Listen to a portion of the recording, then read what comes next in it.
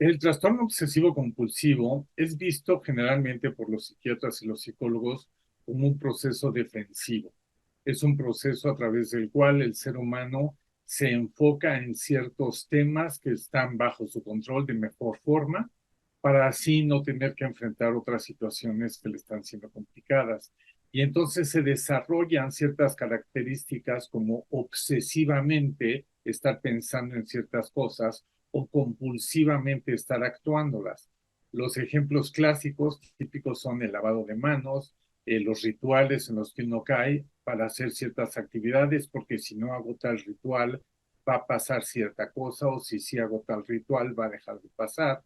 Y entonces la gente se convence de que estos pensamientos son verdaderos, aunque en algún lado de su ser saben que no lo son, y a la hora de que creen que son verdaderos, entonces los actúan para evitar que pasen cosas que ellos no quisieran que pasen. De ahí su característica defensiva.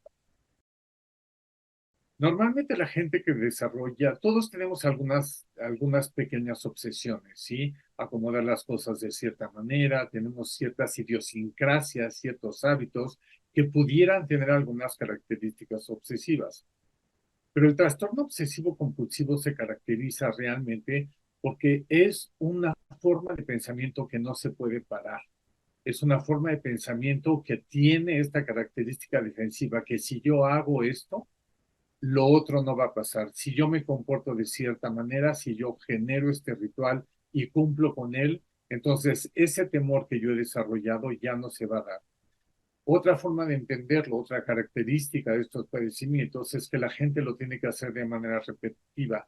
Se convierte en una especie de hábito supersticioso a través del cual el individuo realiza estas actividades y se convence que está en control de su vida y de muchas de las cosas de las que está intentando defenderse.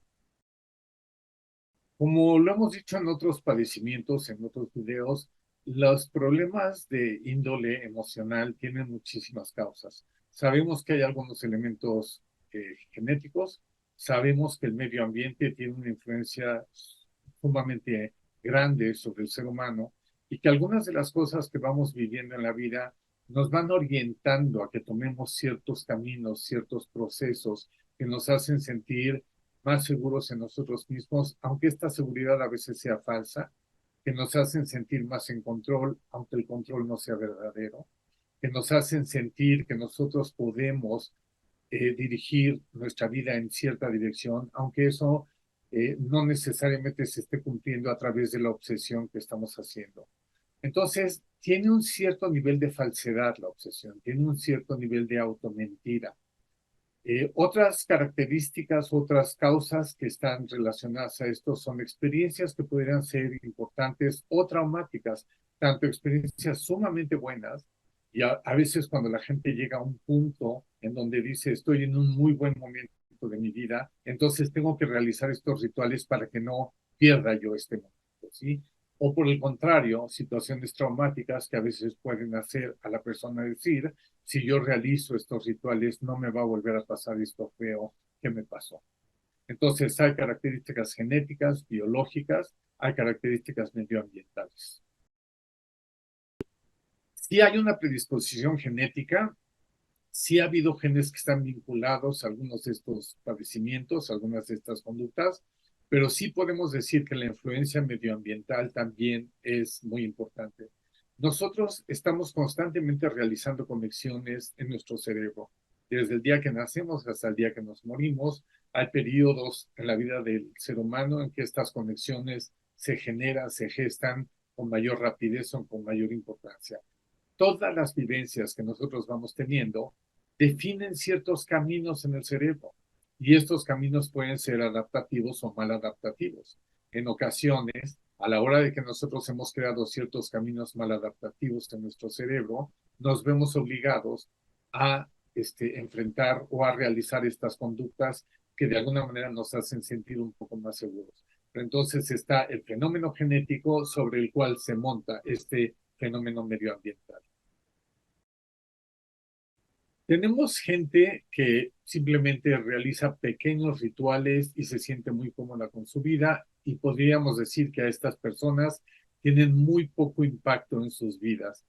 Para ellos puede ser un poco difícil, puede ser un poquito complicado el estar realizando los rituales porque socialmente no se ve bien, entonces tienen que esconderlo un poquito, tienen que disfrazarlos un poco, pero también tenemos el trastorno obsesivo grave en el cual la persona se ve totalmente paralizada. Ha habido un par de películas en el cine en donde vemos lo grave, hasta lo han puesto a veces de manera cómica, a veces de manera no cómica. Créanme que la persona que sufre de un trastorno obsesivo compulsivo no le encuentra la comicidad al asunto. Sus vidas pueden terminar totalmente paralizadas por los rituales, por las compulsiones, por esos pensamientos intrusivos que no los dejan vivir una vida relajada, una vida tranquila, una vida segura.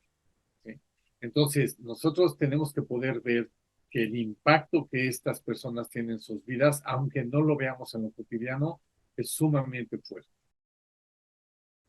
Tradicionalmente estos padecimientos se han tratado con medicamentos. Algunos medicamentos son más efectivos que otros.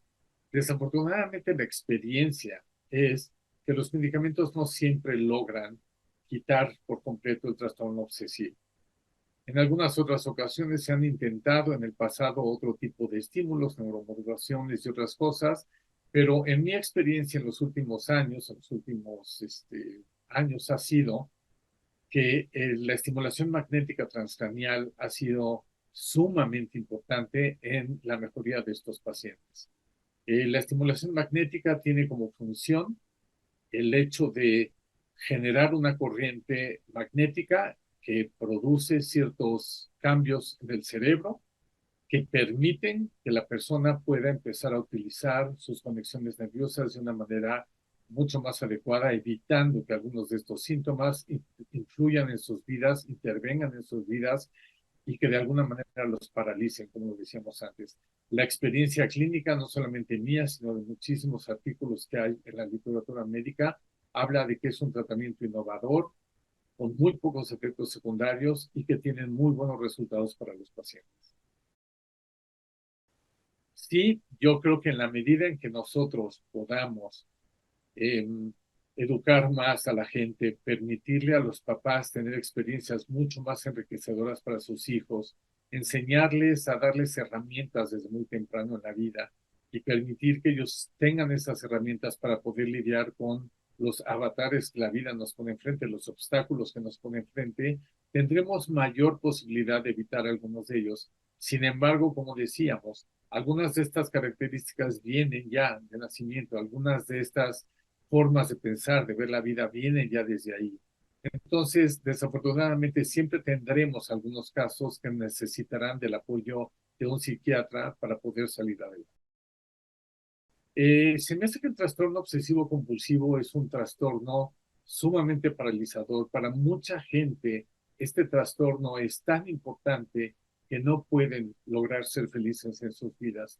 Hoy en día tenemos infinidad de medicamentos y una gran cantidad de herramientas no medicamentosas, no invasivas, que le pueden ser de utilidad a los pacientes. Si tiene usted un trastorno obsesivo compulsivo o conoce a alguien que lo tenga, diríjalo a que vaya con algún médico para que esto pueda ser resuelto y sus vidas puedan regresar a ser lo más normal posible.